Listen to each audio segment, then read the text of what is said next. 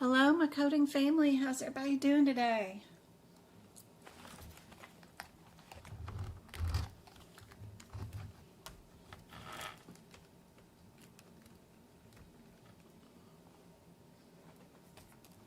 How's everybody's Thursday?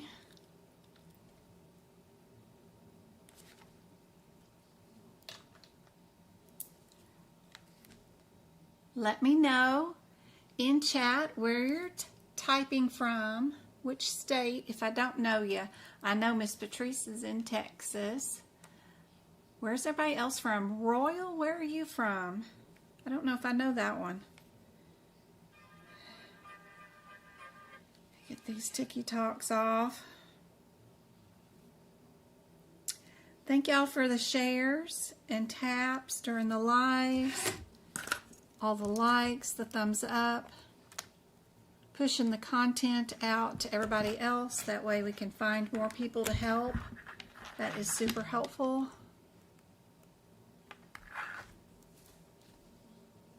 Florida. Oh, wow. Hey, Tasha. How's it going? South Carolina, Pittsburgh. I like PA, Pittsburgh. That's a pretty fun town. I ruptured an Achilles tendon walking around through your city one time. Many, many moons ago, we were there for a producer's camp. My oldest got to come there, and we drove up to New York. We landed in Pittsburgh and then drove to New York, somewhere up in there in the woods. I don't know. But he got to do music producing for Tina Turner and a bunch of other people. Mixing tapes and stuff, so it was really fun event back in the day. But since we flew in to Pittsburgh, I mean, we walked around the city and stuff. It's really pretty. Texas, I got family in Texas. I got friends in Florida. But you live in Colorado. Recently drove through Colorado. Really beautiful. Hey, Fagan. How's it going? Hanover, Pittsburgh. Yeah, it's really pretty. Y'all get all the seasons out there, too. Hello from California, Miss Black Rose. Awesome. I love doing North California. K4 project. I love doing HEDIS measures in California. That is really big out there in California. California does their medicine a little bit differently than the rest of the United States. Other states are following suit, but they really did, with that Kaiser Permanente, start and do a lot of different projects outside of just regular medical coding. There's just a huge amount of job opportunities and things that you can go into. You can go into MIPS coding, HEDIS coding, pay for performance coding, risk adjustment coding. There's just so many things you can go into in the market in California. It's just kind of cool. You know, you don't have to be stuck in one little thing. How's everybody doing? I am coming out of a migraine. I don't get them very often. But, so my brain is probably is scrambled right now, but we're going to do our best. Let me know what kind of codes or any issues you guys are having with learning anything in medical coding. I'm usually pretty good on the fly about trying to teach you a concept that you're struggling with, so let me know in chat what you're having trouble with. Okay, have fun. Your pink hat in Arizona. Yeah, they are. They are rough. They are. I messed with one of my ears last night, and I knew I shouldn't have done that. I leave my ears alone. Let's see. But it was like 80 degrees yesterday, and it's back to 100 degrees today, so I'm not sure if it's that.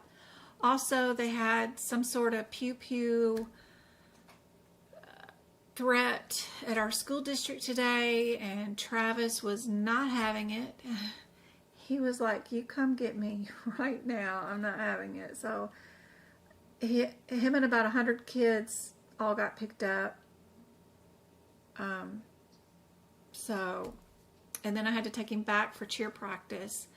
He'll miss his lessons, but he won't miss cheer practice. So I've been up and down the dang highway dealing with that. And then my credit card company let me know that my Social Security number is now out there on the dark web. So great, wonderful. So now, have you ever tried to contact all of those credit bureau people and dispute anything or try to fix anything? Oh my gosh. So I went to the 3 credit bureau people just to see and make sure everything was okay. And I only got a hold of one, and I got 1 report, and then I filed 1 dispute because, man, they got records on that thing with weird middle names. I've never been a W middle name. I don't know where they got that from. And then they've got every address I've ever been at since the 1990s. I'm like, oh, we can get rid of some of those. And every phone number I've ever had since the 90s. I'm like, we can get rid of some of those too.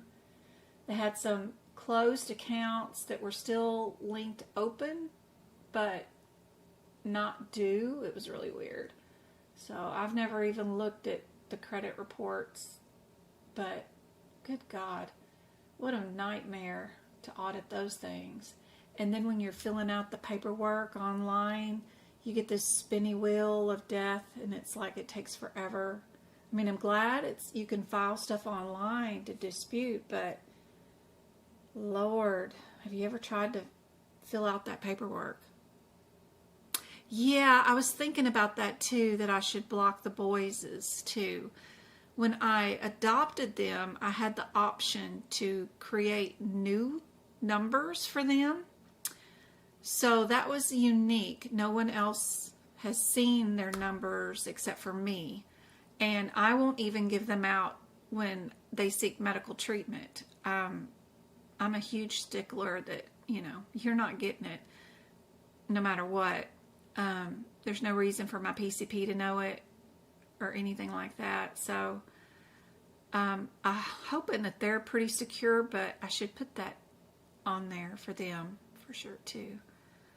But you would love to do pregnancies? Okay, we can do that. Can you show me how to do the appendixes? Yeah, absolutely. Thanks, Go-Kart. Let me pin that. I do have a bunch of spine ones to do today. I just hope my brain is going to work good enough to tell you guys how you come up with the areas. Well, there are 2 at schools in my area. Yeah, it was a school in another town, but then it got spread to my town, and all of our kids were like, done. James stayed at school all day. Travi was just not having it. I don't know. And I don't let them skip school for any reason. I'll send them to school. I'll drug them up. I got enough antibiotics and steroids here. They don't miss school. I don't allow it. You don't feel good? Sorry, go to school. I don't let them miss school, but I don't know. I let him get picked up at 10 today. It's just...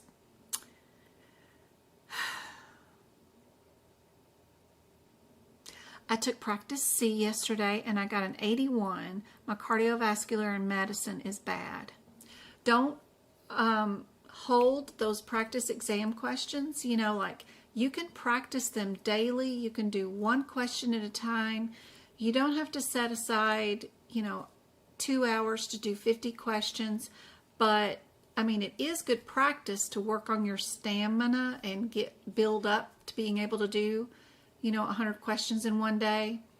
But just so you know, you can answer 1 question on that exam, then go to the last question on that exam, and hit submit exam, and then it will give you the rationale and your answers for the one question that you did do. You don't have to do the whole 50, just so you know. You can practice one at a time if you only have time. All right, I need to do appendixes. So appendixes that are helpful during the exam. Of course, Appendix A is kind of nice, but I don't ever really reference it during the exam. I do have Appendix A notes. I don't even think I have them scanned and posted up for sale in my shop. But I do have a crap ton of notes. Yep, there we go, there we go, there we go.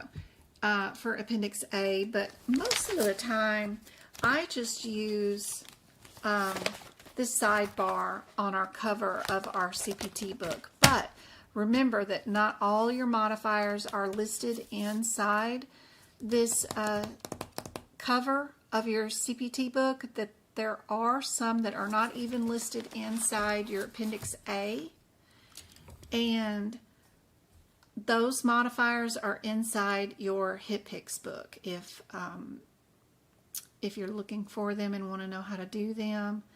But yeah, I do have a crap ton of notes back here I forgot all about. Other appendixes that are helpful during your exam. Let's see. They got rid of those. Appendix F is kind of nice. If you get the one question about which CPT code is modifier 63 exempt, all you have to do is run to Appendix F and you look for the answer that is listed here. That saves you from going and looking up 4 different CPT codes inside the book just to see if it has that symbol about being 63 modifier exempt. The other one, of course, is your Appendix E, and it's the one for modifier 51 exempt, and it has a small little list of codes right there too. That way you don't have to look through the entire book for 4 different codes. You can just come right here to the list and find the answer that is listed right there. Those 2 are really handy dandy. They are time savers, so you can run to these really, really quickly and get that done. I don't know how to use this Appendix J yet. I should put some more time Lakeisha involved. Martin has become a member. Yay, who did that? I need to put some more time into Appendix J and see how it can help you guys during the exam. But Lakeisha, thank you so much for joining the YouTube membership club. You now have access to all my old workshops, my individual book prep videos, which will show you how to do notes in each of the sections. My podcast, where I'm reading the guidelines out to you and telling you in layman's term what it means and all that stuff. So, super cool. I do like the ending of Appendix J, where they do have a list of the EMGs, the electrodiagnostic medicines. You can see which procedure you're doing, like the carpal tunnel. Are you doing it unilateral or bilaterally? And then it'll tell you how many studies you're doing. So it's kind of cool. The Appendix L is good for knowing which family you are in, if you're in arterial or vascular. First, let me go to here really quick, because what this Appendix L is all about is a road map of all of our arteries or veins. And a road always starts with a main highway, right? So we've got our points that are entry points that we go into with catheters and things when we're doing balloons and stuff. And these entry points are the biggest and fattest highways. But we may branch off into a smaller one and even an even tinier one. And these branching off highways are called orders.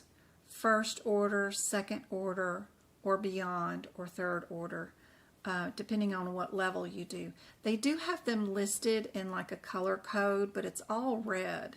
And unless you can see the variations of the type of color red, then this is kind of difficult to look at. What I like to do is just use this picture just for reference for body parts. So I know this is the heart. I know this is my liver, right? And then down here I've got my kidneys. So if my entry point was abdominal aorta, then I know that I'm down here in these area and I'm going to be more renal. Every one of these ends in the word renal. If my entry port was brachial or thoracic or innominate, I know I'm up here in the heart area. So I just use this as just a body part reference. But also what I like to do is utilize this more than anything because it's got your entry points here. Like your thoracic aorta only branches off into these two areas. We've got our left and our innominate. So we've got common carotid or this brachiocephalic right here. Well, the brachiocephalic and this innominate only branches off into this little red box. So we can only go thoracic aorta to our brachiocephalic, and then we have to either go axillary, subclavian, or another common carotid, but it's right this time instead of left. If we go thoracic aorta to left common aorta, we can only go into these area where these little boxes are, which is our left carotid or our left carotid here. So knowing how to do and watch for which box goes to which little box and trace it back is helpful. There's only one question on the exam for this area. So don't put too much stress or time involved in it if you absolutely know nothing. But what is helpful is when you're in your CPT book and you're in the cardiovascular system, is if you go through and mark your codes to say whether you're arterial or ventricular. And I do that by marking anything that's atrial, aorta, in a red circle, anything that's ventricular or vein in a blue, because that coordinates with this color code that they have back here. These are all veins, and then these are all aortas, so that I can figure out where I'm going and which one might be first or second or third, even if I don't know nothing much else other than to follow these color codes. We've got red here, blue here, and then we've got a combo, red and blue here. So marking those in your cardiovascular, the same kind of color code that the Appendix L does, is helpful. I do have notes in this area that rock so good. Oh my gosh. They are awesome. I even put in the Appendix L what CPT code goes with which code back here and all these little anatomy pictures. You'll note that I have the CPT code. If you happen to be in the right gastric or celiac, I've got the CPT code listed. Same thing down here for the veins. I've got the CPT codes that match. Here too, I go through and I mark them all, whether that blue is a first or a second or a third, because sometimes following this color code is like a nightmare. So I go through and tell you which one is second, which one's third. That way you don't have to focus on the variations of the blue. You know which one's which. Because sometimes they just ask you, is this the second one or is this a third or beyond? I also have the CPT codes listed here too, because it's the same CPT code. Yeah, see. So that is super cool to have. If you ever get the notes, I just go on and put whether they're first, second, and then if I know a CPT code, then it's in there. And then I add at the top any guidelines that you may need. So if we're doing unilateral and we need to add our fluoroscope, that's the code. If we're bilateral fluoroscope, that's our code to add for that too. So super helpful. Great cardiovascular notes. I wish I'd had this when I took mine. Even the anatomy pictures here inside the chapter. So even if you don't go to the back, I still put on the anatomy pictures right here which one's your starting point, which one's the second, which one's third or beyond, so that they're marked just in case you're asked and you happen to be right here near this picture. It's still marked up right there. So kind of cool. I like those cardiovascular notes. I sure wished I'd had them when I took my exam. I don't know how in the world I did it without it, but it was a lot easier when it was 150 questions, because there could be some things that you just get wrong, but it's nice to not have to get so many right. You can get quite a few wrong when there's 150. Now it's down to where there's only 100 questions, so you can only get 30 wrong, but the caveat about that is you're going to automatically already start with 15 questions are going to be wrong no matter what you do and what notes you have. It's just the nature of those questions and the nature of that exam. So you're already going to be starting off with an 85%. You really don't see a lot of people. It's very rare you see anybody get a 90 or above on the certification exam, especially their first attempt. They just have some built-in really, really tricky questions that no one would know unless you're an uber specialist in that area. So that's why when you're practicing practice exam questions, if you're only hitting at 70 to 80% of the questions correct on your practice exam questions, I know that your certification exam threshold is already going to be having you set at 85%, no matter what.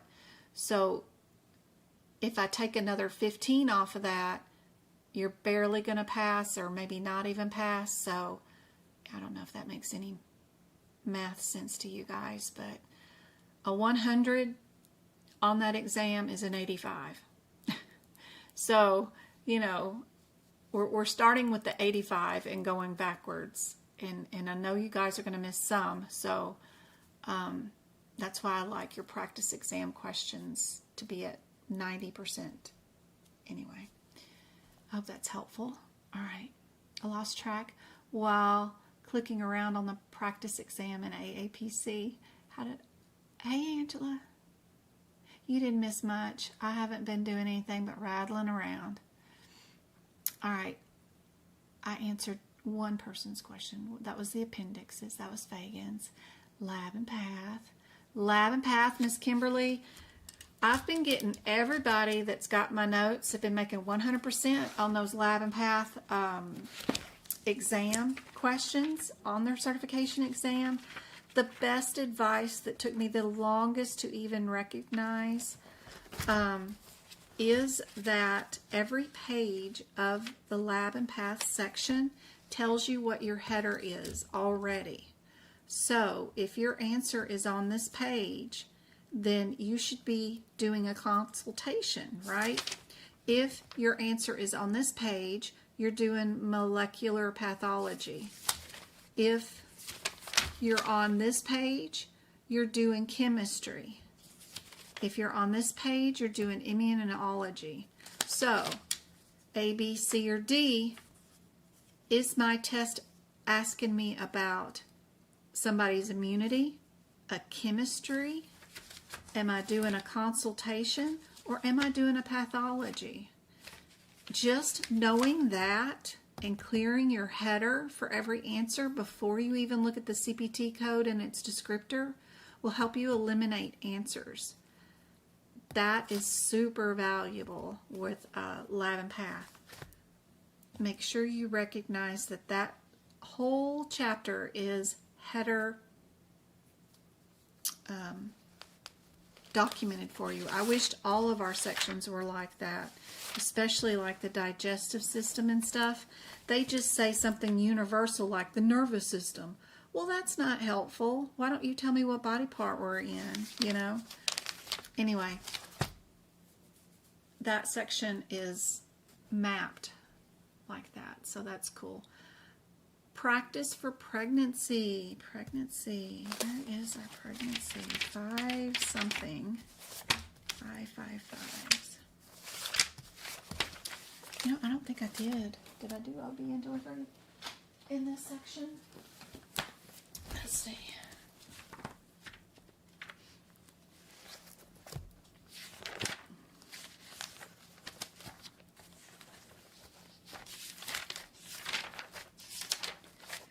When you're doing OB and delivery, there's a couple of procedures in OB and delivery that are also in the female reproductive system that are also repeated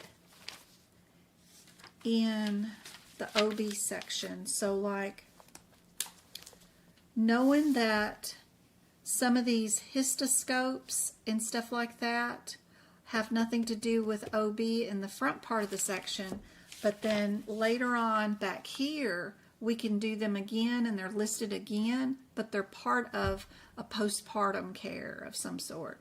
So first make sure, are you in the front of the female section or are you in the back with the OB and stuff? Don't pick one of these codes up here in the beginning of the section if your patient had anything to do with the delivery, because that code is repeated again back here. The other thing to do is, like in my notes, I love to have, what's the answer if I have twins and they're both born naturally? What am I going to write? What's the answer? It's just listed there. It's great. What if I have twins and one is natural and one is C-section? What's the answer? What's the answer if I have twins and they're both C-section? Having a list like this is invaluable. Then you don't have to think, you know. The other thing we should add here that I don't have added in this particular set of notes is we need to put some triplets down and divide them up. Have a couple natural, another one C-section, whatever. What would be the answer? And then what if they were all natural? What if they were all C-section? What would be the answer? Triplets needs to be added to this, but that is super helpful. Back when OB and delivery section back here was divided a little bit differently, I loved this section when it was in the 2022 area. because this particular word that I probably cannot say on any social media is on the certification exam. It's on somebody's certification exam, right? Well, the way these codes were written before was wonderful. The way they're written now, they're on separate pages, and it drives me nuts, and I hate it. But I love the way it was divided this particular year, because everything above this red line that I wrote and up happened naturally to the patient. Everything below the line, the doctor did. So anything from 5983 and up, you're looking for the word incomplete or spontaneous in your question, or missed. Anything below or starting at 59840, this was all induced by a physician. Nothing had happened on its own except for a fetal demise of some sort, or whatever, but it had not happened on its own. Like, the pregnancy is ended, but nothing had come out, if that makes any sense. I don't know what I can say on social media. So this all has to be physician induced to remove. So I loved the way 2022 was set up. I could draw a line and I could see, okay, this is spontaneous. It happened, and some of the stuff came out, but not everything, and we had to go back in and help take some of it out. This is all 100% physician induced. So knowing those differences, that's what they asked you on the exam, and having that marked is super helpful on the exam.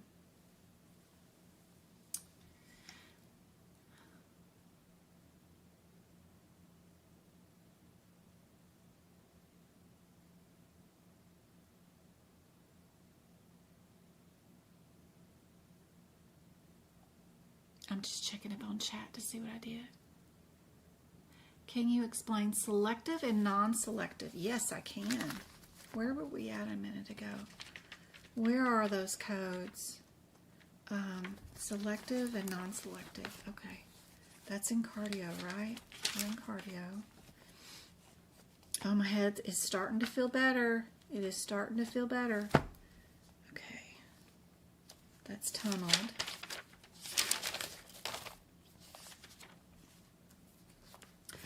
Let me use the pictures back here, because that'll make it a lot of difference, right? So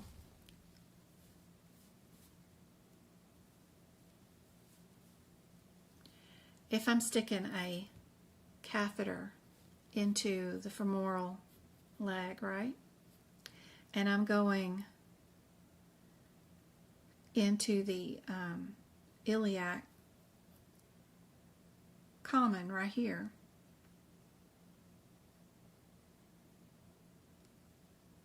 And I stay there, we're non-selective. If I come in on the inferior vena cava and then I branch out and go into the popliteal down to the anterior tibia down here, I've went from one area into this branch, into another branch, and that is selective. I'm starting somewhere and going somewhere else, and I'm selecting something else. So just knowing that difference, if you're non-selective, you're just staying where you're at and going in that one spot, and you're not branching off to something else. And it'll say in the question, we started here and we deployed a stent or a balloon, but they're still only talking about the iliac. But if they say they went iliac or femoral to iliac to beyond to popliteal, and then they put the stent in down there, then you're selective, right? Yeah. last time you took your test, it was 598. 598. Ah, what you were saying was on the exam. 598, 40 and 41. Ooh, was it? It was induced. The last time that I took my exam, it was the 12th. Because people don't know, because of the way the CPT code descriptor, the 59812, that it includes a D and C with an evacuation, because that's not listed in your CPT descriptor, that this is everything. They just automatically assume it has to be something that says dilation and evacuation in it, like the 59841. It says dilation and evacuation, but 12 has it in it too. It just doesn't say it. I don't know who wrote this CPT book, but Lord, I need to get on the board and help them. The only difference between 59812 and 41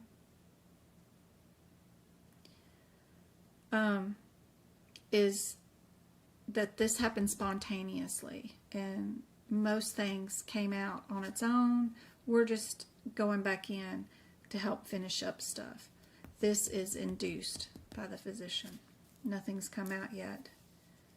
So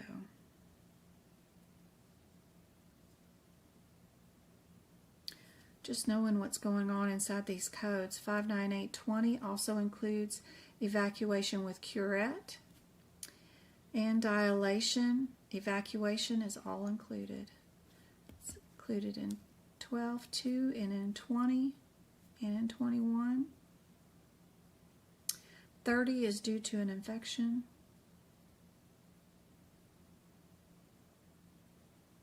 41 is suction and removal.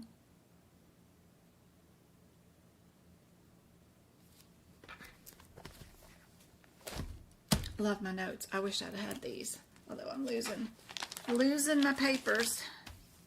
Losing my papers for that.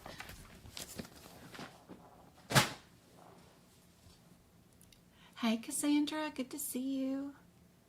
Hey Colorado group people, how to use the colonoscopy tree. Lord, I don't know. Let's go look. That is on page 376, yeah, if you're in the 2024.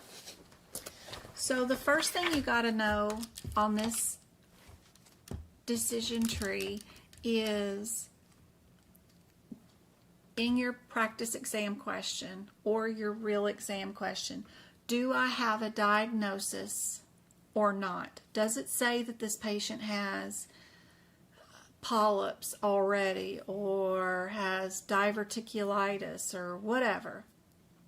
If you already have a diagnosis and you're just going in there to relieve some pressure and help the patient by removing some polyps or whatever to help their diverticulitis, you're on this side of the table. If the patient has all these symptoms and you have no idea at all what's going on with them, and you do not have a diagnosis when you do the procedure, you might have one at the end, but when you started the procedure, your pre-op, you had nothing but symptoms. You had no diagnosis till the end. Then you're over here on this column, your diagnostic. So that's your first hurdle. Then it just depends on if you do not reach the splenic fixture, then it's this answer if you don't have a diagnosis. If you do get to go beyond the splenic fixture, but you don't get to the cecum, then it's this answer. If you do the whole thing and get all the way down to the cecum, then great, this is your answer. Same thing over here. You just need to know why it was scheduled. Was it scheduled for a diagnostic or screening? Or does this patient have a history of stuff and you're going in to fix stuff because you already know it's there? That's what you got to do. I'm sorry, Fagan, that is page 376. But don't forget, if it's Medicare, you're not even on this page. So you're welcome. Good, good, good, good.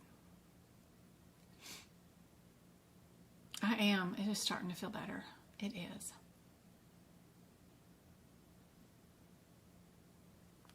Hit it with a Tylenol and Advil at the same time. Just still a little nauseous. Okay. Let me find my exam questions that I have prepped today. Y'all, please remember about this one from yesterday. If you haven't yet already, is that the right one? That is not the right one. What is this question? Am I on the right one? No. I thought this was going to be the nursing home one from yesterday. Remember the place of service ones, the 31, 32, 33, 34? I thought that's what this question was. What is this question? Where did this come from? Which part of Medicare was affected by the Centers of Medicare and Medicaid Services hierarchy? Oh, which one is HCC? Part C, Part B, Part D, and Part A. I have no idea where this question came from, because I swear it was the one from yesterday. But isn't it weird how migraines can make you have a different reality sometimes? It's insane.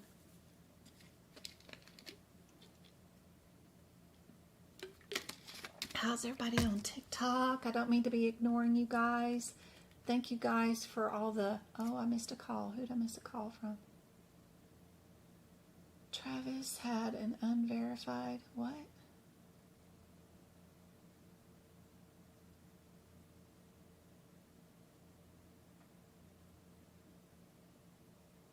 What does that mean?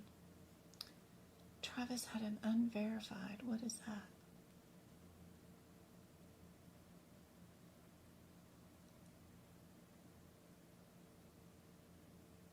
I don't know what that is. Sorry, guys, on TikTok. Somebody called me, and then I got a weird text message, so I'm not sure what that means. Hi, Island. Good to see you. Thanks for being a TikTok subscriber. Appreciate it so much. Yes, we are Part C. Part C is our HCC.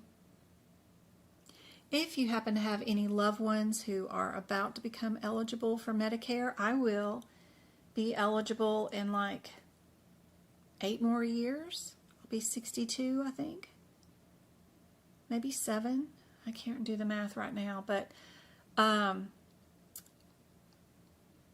don't let them switch over from plain Medicare to anything else. Make them keep plain Medicare. No referrals, no authorizations. You can go see anybody and any specialist at any time for any test. You can go to any radiology facility, any hospital. It doesn't matter. Anybody will see you. You don't want to be beholden to a HMO, especially at an advanced age. Where did these answers come from? Have we already done these? Yes, we've already done these. Hold on. Let me find the ones that we're supposed to be doing today. Yeah, we've already done these. I'm like, I know we ain't supposed to be started all the way back here. We've done these already. We did these yesterday. I know I got more good stuff. There's our yellow. That was a cool one. Ooh, that's a good one. If you're going to take your exam anytime soon, That's a really good vocabulary term to know. Really good one. All right, we did that one. Yeah. Yep, we did that one. We did that one too. Did we do pro time? I think we did pro time. Yep, I know we did that one. We did the lab and path. We did Mohs surgeries. I love those. Those are so much fun. We did that. This is where we were supposed to start off for today. Sorry about that, guys. And this was that crazy question about the place of service codes. If your ophthalmologist went to the patient's nursing home to see them, what is the place of service code? Is it a 31, 32, 33, or 34? The first thing you have to do is find out if the patient is receiving rehabilitation care. If not, then you check off 32 and 33. They're not getting nursing or rehabilitation if they're ambulatory and able to take care of themselves, except for they need just a little help at dispensing medication, making sure they take their pills at the right time of the day. Then they are in not a nursing home. They are in what's called is a custodial care facility. And that's code 33. So be sure to write down some extra notes on those particular POS codes, because you may see them again. All right.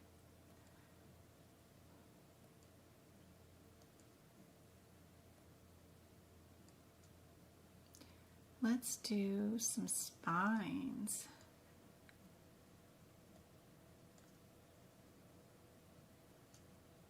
So if we were looking at just these answers, what do you guys think the answer would be without looking at a question at all? My digestive notes are going to be in what year? 2023? They're so good in 2023. Oh my gosh. We got a whole new set of hernia codes in our digestive system back in the day. Those are good. So are my nervous notes. So good.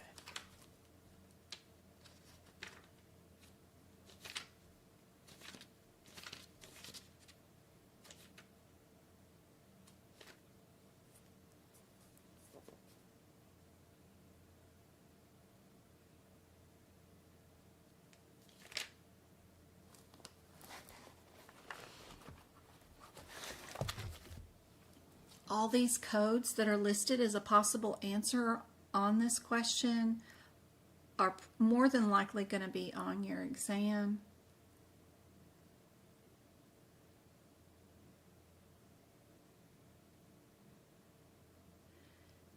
If I was just looking at these, B looks great to me because it's just one code. If I had to pick between two answers, if it was two codes, this question just isn't giving us much information as far as looking for similarities, irregularities, anything like that. I'd probably just run to the first one in numerical order, which is our 63017.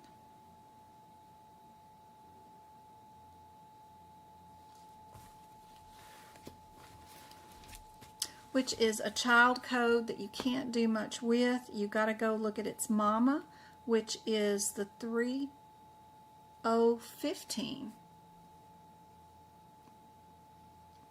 It says it is a laminectomy. Is that what we did today? I'll look at my question and see if that's what we did today. Did we do a laminectomy?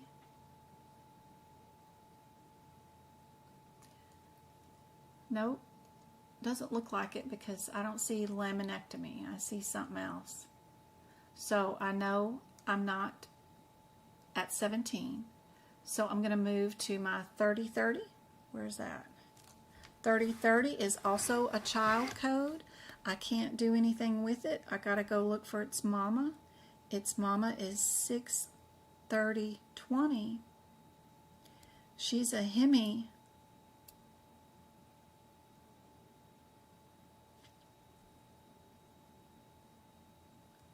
And a hemi is what we did, right? Including a partial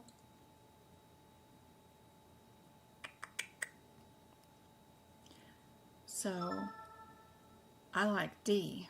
What do you guys think is possibly the answer? Let me see if I can't get this whole question on to one page for you. I've got it way too big, I think, for you guys. There we go.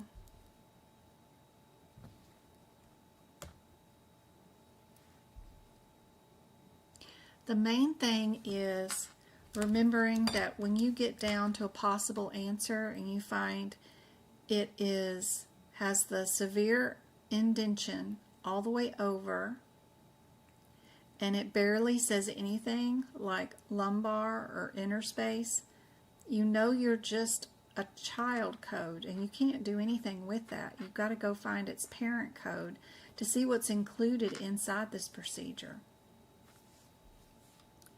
And so for answer B, I went to the 15 code, saw that we did a laminectomy.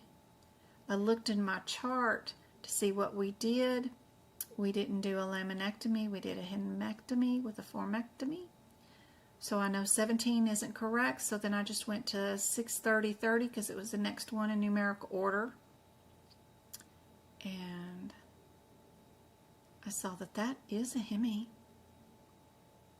We can check our 42 to see if it's a hemi too. It is.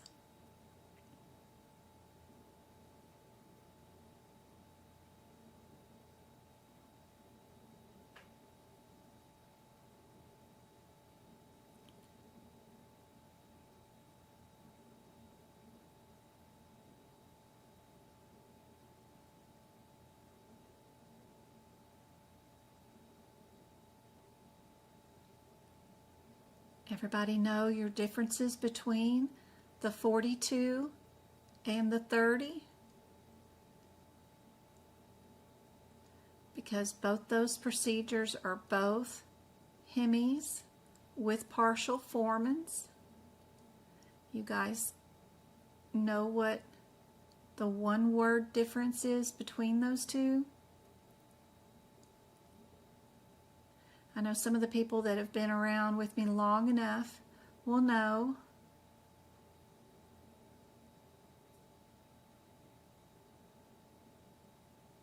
What's the difference between 630-30 and 630-42? What's the two differences? Anybody know?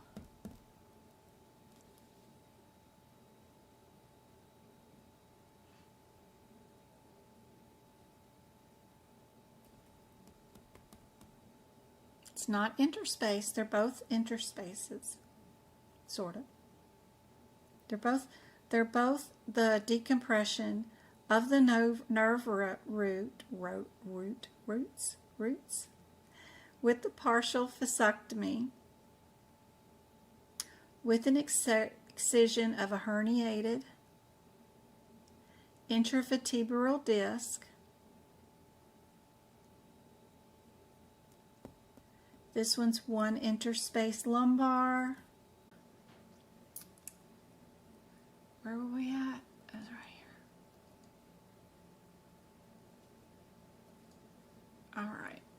Oh no, we're back here at the Medicare question. I'm like, where did that question come from? All right. I don't know why the computer just decided to crash, but it did. It's kind of weird. Usually it happens after a workshop. Oh no.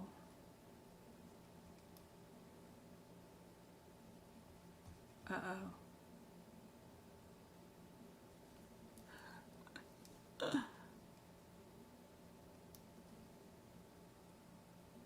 Oh no.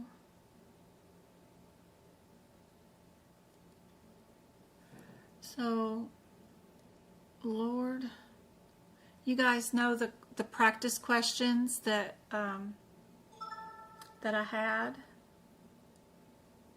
It didn't save any of them that I prepped for today when this computer rebooted. Huh? Oh no. It's just got the electric light one and then the thing is empty. Oh God. Gotta love Word.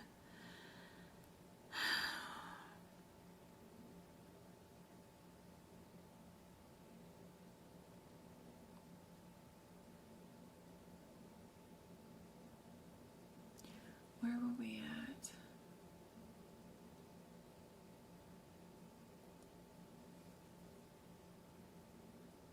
It says auto recovered from 5:19 today, but that's not, that cannot be the one that,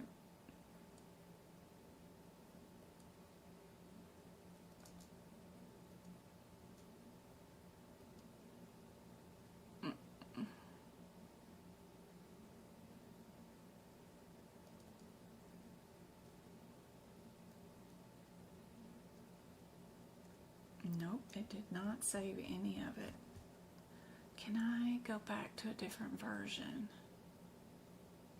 Isn't there a way to go back to a different version of this thing?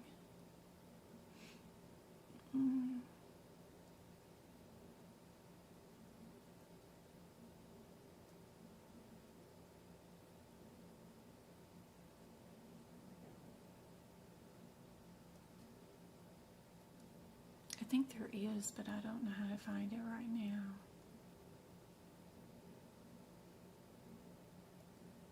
Drop design, layout, mailing, review. Compare to what?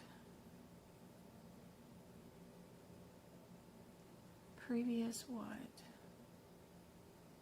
Previous track change. There is no track change. Oh my Lord. Okay. Well.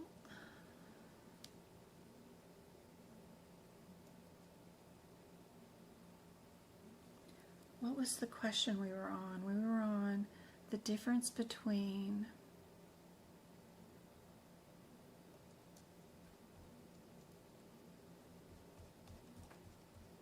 I was asking about the difference between 63040 versus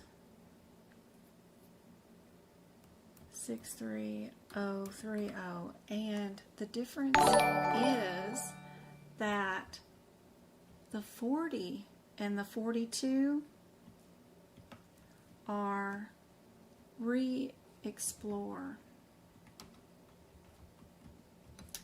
and that the 30 and the 20, the 20 in front of it, it's mama, are the first time that surgery has happened.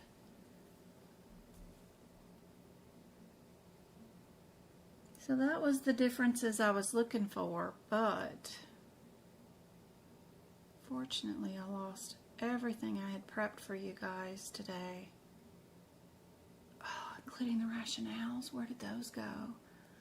All right. Let me find that. What time is it? 5:30. Who am I? Yeah, good job, Sherry. I got my CPC certification back in August, and I just started Practicode. I'm struggling with the evaluation and management. Would you recommend an AAPC course on evaluation and management? Well, you've already spent a darn fortune on everything. Man, I really wouldn't recommend a course. But you have to play around and get a lot of answers wrong in order to find the correct answer and figure it out and know how to do the questions. That's the hard part, is you got to have enough practice questions. What I would recommend, instead of buying a course,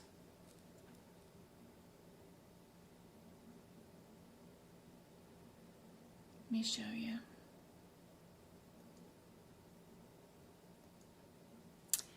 Is I would come to the AAPC website and go to all certifications. Just pick a certification, pick CPC, it's fine. Drop down menu here and then hit practice exam questions. If you're trying to do just E&M, there is a specialty right here at this page. Click that specialty code. This is where you find and purchase all of the practice exam questions. Pick the one that says CEMC. This will give you 50 practice exam questions for just E&M services. It's 40 bucks. Throw that in a cart and purchase those. Work through those. Those are just all E&M. And see if that doesn't help your scores in Practicode. Just know that Practicode is full of complicated errors and stuff. You can always just copy the, something went wrong right there, yeah. I'll eventually get it out of my head. So if your case starts out with a particular sentence, just go to Google, copy and paste the first sentence of that case into Google. Of course, Pocky Prep is going to come up with that first sentence in it. Then go find your answer. And then, you know, it's a 30-year-old patient right here. Okay, she had a traumatic whatever, and there's the answer. Even Practicode, they're here on Quizlets, so go find the answer. Don't make it too stressful for you. You need to get through the 80 cases or whatever it is that's on there. Don't stress yourself out, because in Practicode you just need to find the answer that AAPC wants. But when you're out in the real world coding, all this is going to be different. You're going to have different health insurances, different contracts, different ways of coding based off groups, plans, all kinds of stuff is all going to be different. Employers know that they have to train you on their particular way of running E&M. They have their own policies and procedures in place that they will have, and you will learn a different way of doing it. So,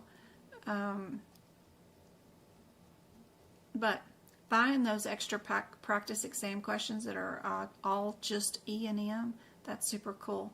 They also have another set with family practice in it, the CFPC. That's all basically E&M. It's got some CPTs in it, but it's a lot of E&M in that too. The PEDS one, CPEDC, is also a lot of E&M, but the best one, of course, is CEMC, because that's definitely all E&M. But if you want more practice practicing from the exam questions point of view is always more efficient than the courses, I always thought. Anyway, all right. Let me get back over to this. And let me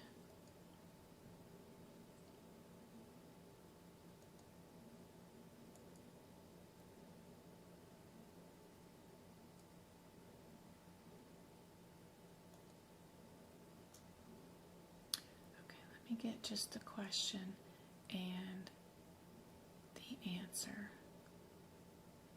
No, just the question.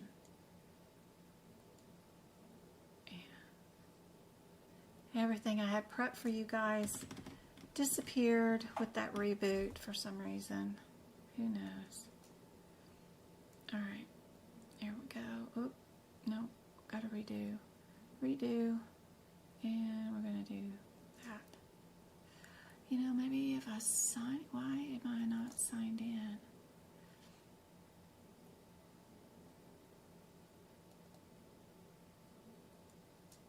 Okay. Here's our next one. What do you guys think is the answer for this one? We've got 636, 22, 61, 46. The 46 is in the sevens, so it's probably in a different header. 636 is what?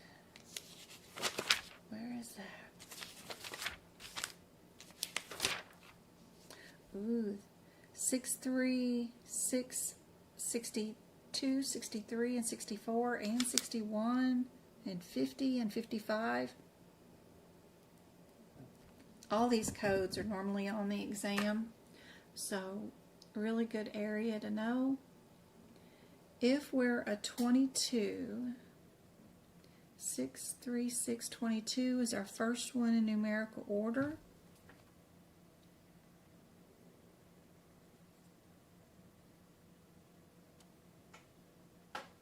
Then we've got 61 and 88.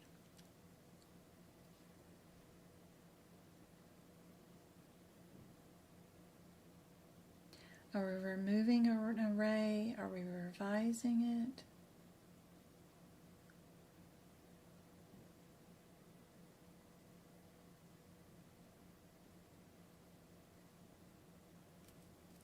Six, 3, 7, 46. That's a removal too. It's under shunts and spinal. Are we under a neurotransmitter?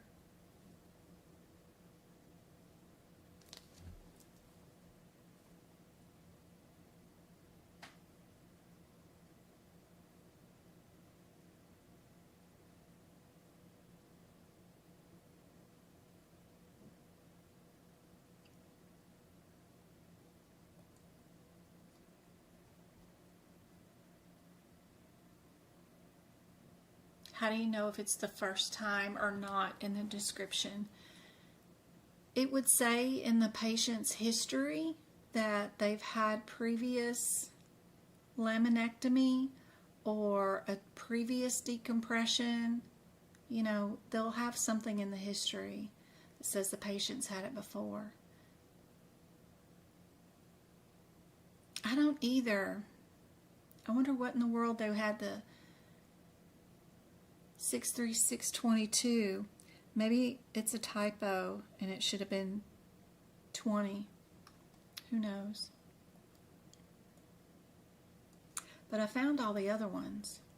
And irregardless, the 20 or 22 or 21, those are under stereo radiosurgery. And that's not what we did anyway in this area.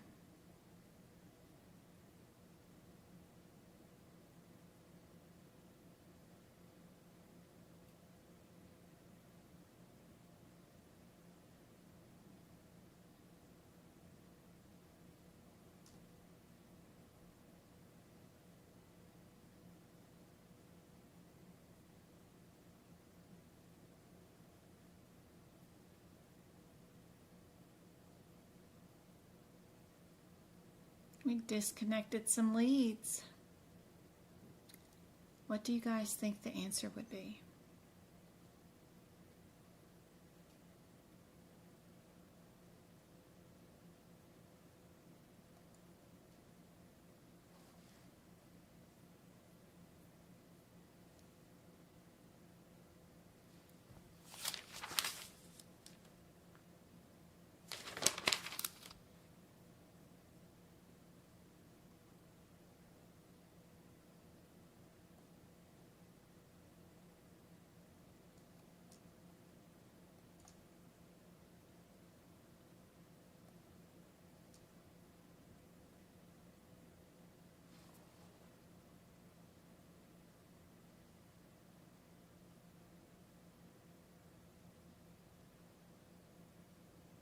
Sometimes I've seen, and I've taken certification exams, my CPMA had a deleted code on it. It could be. I had 2 deleted codes on it, actually. Doesn't matter. If it's not there, it's not there. Keep going. Find the one that's correct. Don't let it slow you down.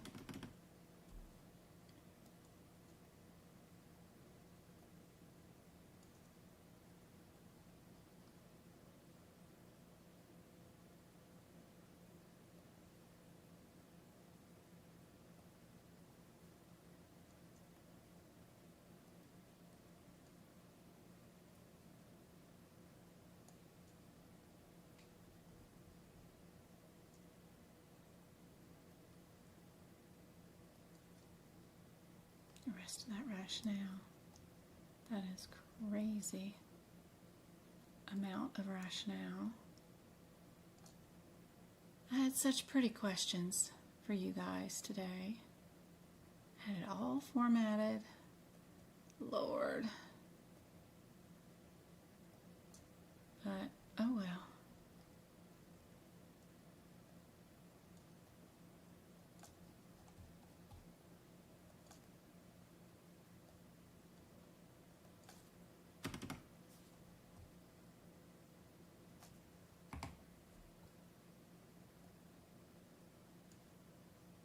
We can change this a little bit bigger. A is going to be our answer. You were thinking D? What was D? D was our 46. 7. So those are under repairs. So look at your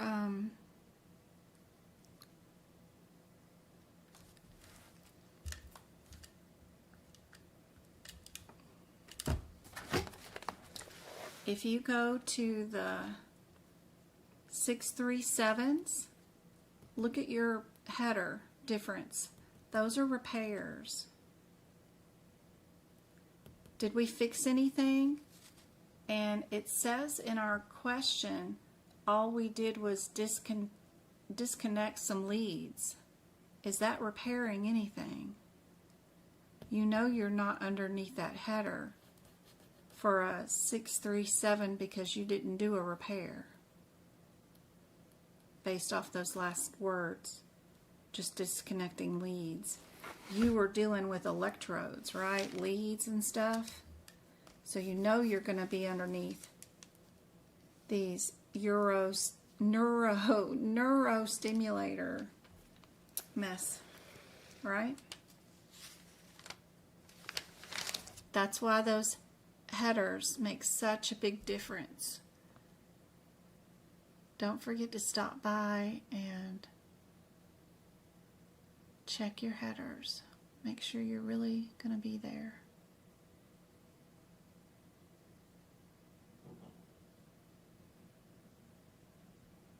Can't find the camera. There we go. All right. This one's going to be 88. Let me find the next one after that.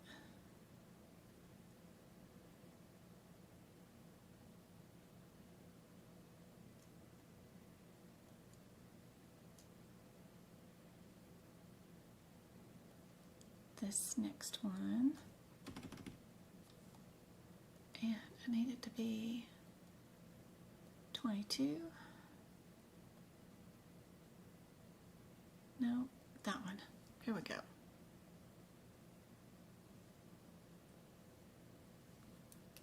little small. Bring it up a little bit. Are we the 85, 88, 63, or 50? What's our differences? We know our 50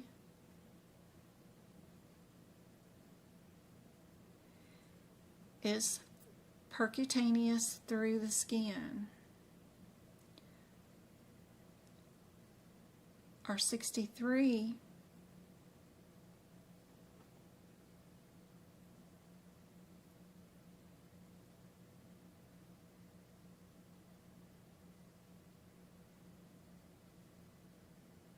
50 is an implant. 63 is revising or replacing something.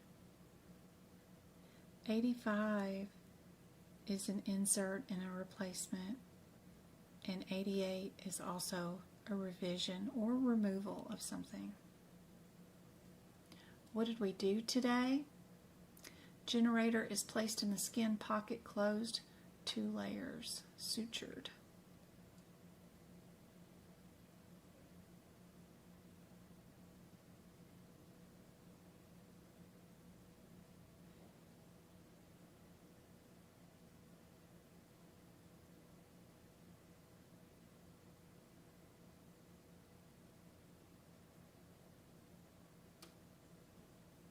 She had a trial one in, seemed to help. So today she's going to get a permanent generator. And they attached some leads to the new permanent generator. Which answer do you guys think it is?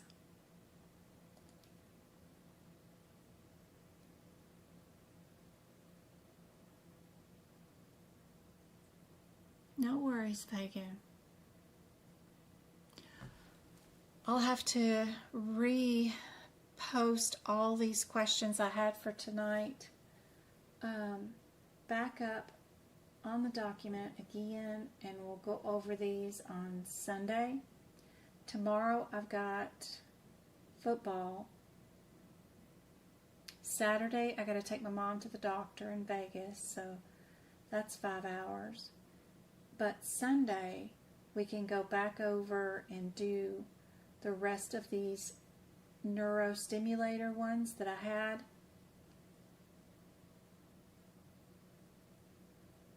I had a whole bunch of them.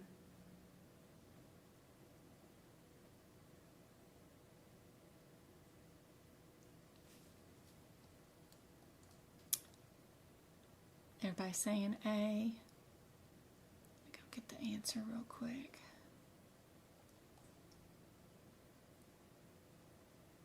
We got diagnoses too with this one, which is kind of cool.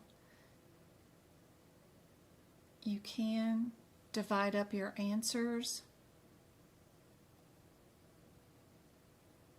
by the 2 diagnosis codes.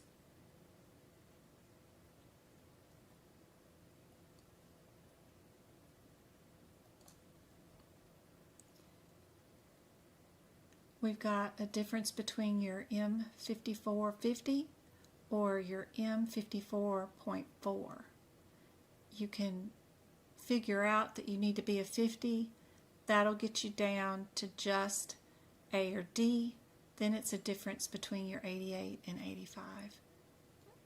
And of course, those 2 CPT codes are the most similar out of those 2. If I was doing the process of looking for similarities, coding irregularities, if I was just doing the process of elimination, I would have already picked A and D because they are the answers where numerically they're the closest.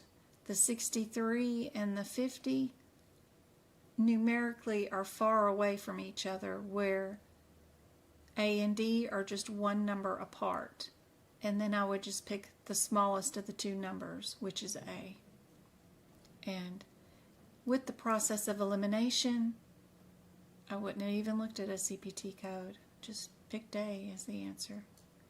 Anyway, here's you a ton of rationale I did for you guys for this question. Goes over each code, why it's correct, why it's not, and then the diagnoses too.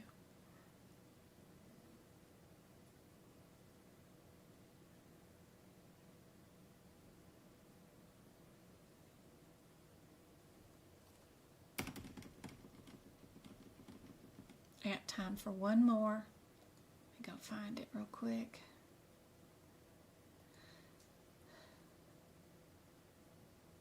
Oh yeah. This one's a cool one.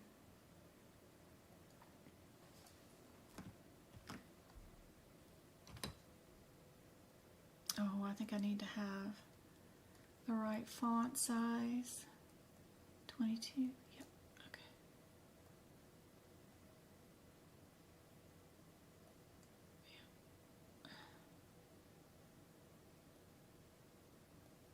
Yeah. Get everything all mixed up. There we go. And then let's make this bigger. I said 22. There we go.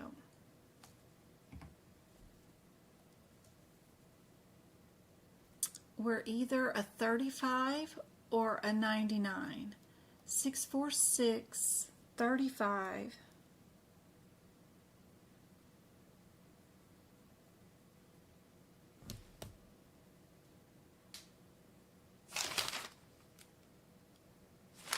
Is that another one that's been deleted?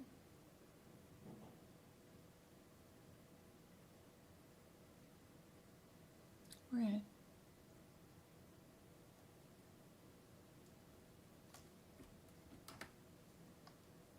And 55 probably. That's what that should have been. Then, or we're doing the fours. Maybe it was right. 646. Let's see.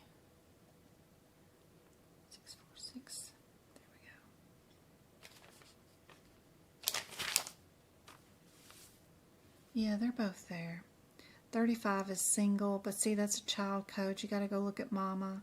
Mama is 33, 64633, which is a destruction by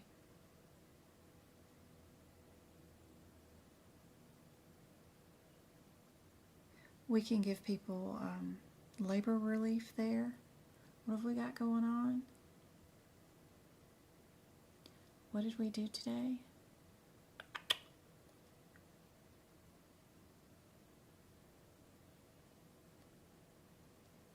Denervination bilaterally. 99, 4, 699.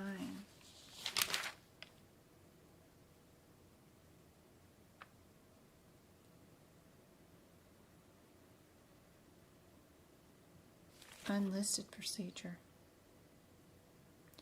I know that the 4633 can give labor relief. It includes radiology already included in it. If it's bilateral, we do use the 50 modifier for lots of things in this area. What do you guys think is the answer for this one?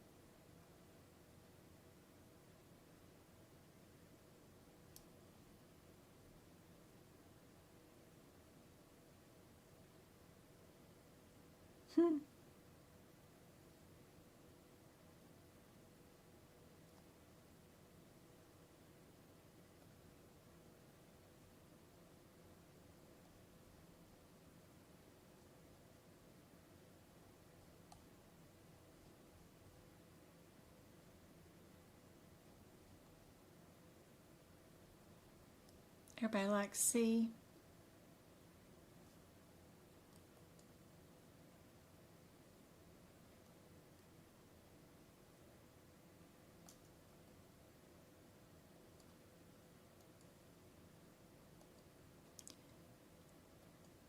Go down here to the 12.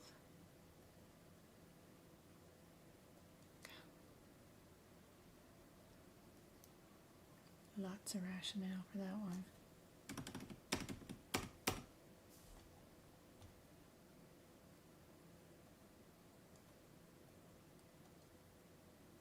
Back to the 22.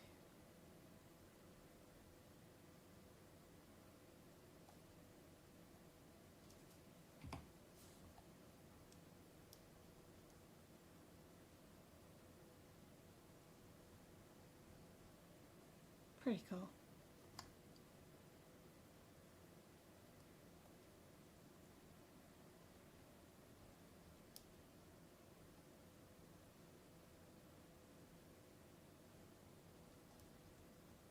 I don't know why in the world this computer upchucked all that stuff. Word never loses any of my stuff. It always saves it. So it's so weird. I bet it's here somewhere. I just got to get my IT director on it. But I hope this was super helpful.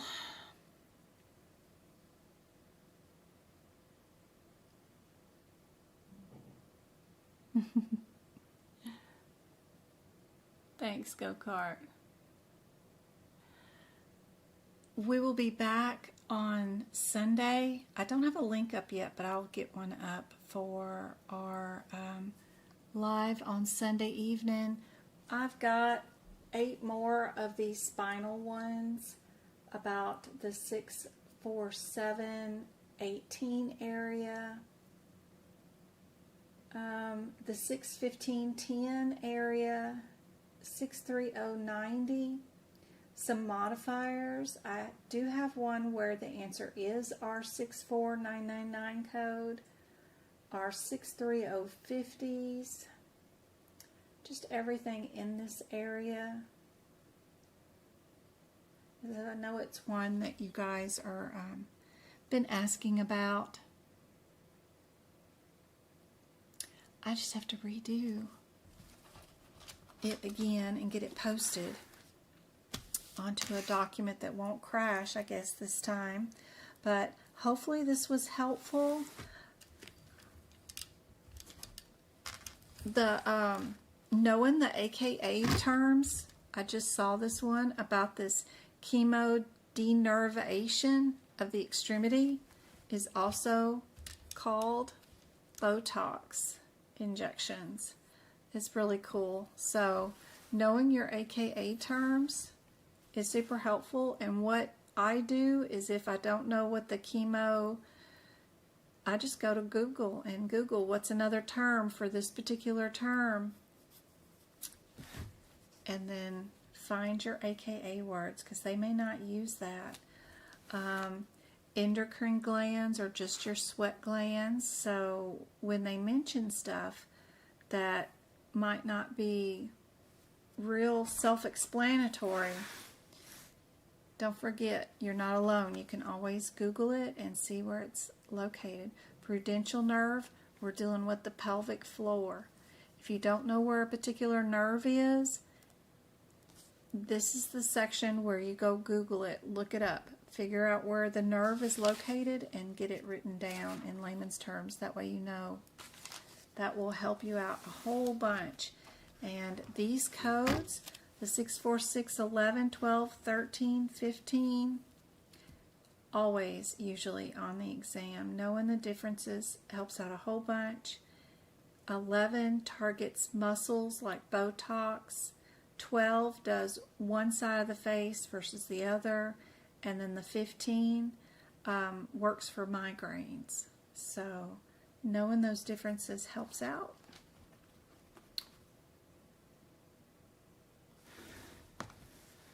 And knowing body parts. 64625, sacroiliac joint. That just means your hip joint. Put that in my notes. Google is your friend. You're very welcome, my Florida friend, Miss Royal. Good to see you guys. Sorry about the computer crashing on you guys. I'll build these questions back up and have them ready for Sunday. We'll do some more live lessons next week also.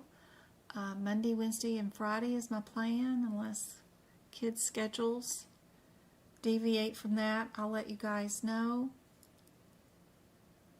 Best of luck, guys. Who's doing their exam? Somebody is doing their exam. Today's the 19th. We have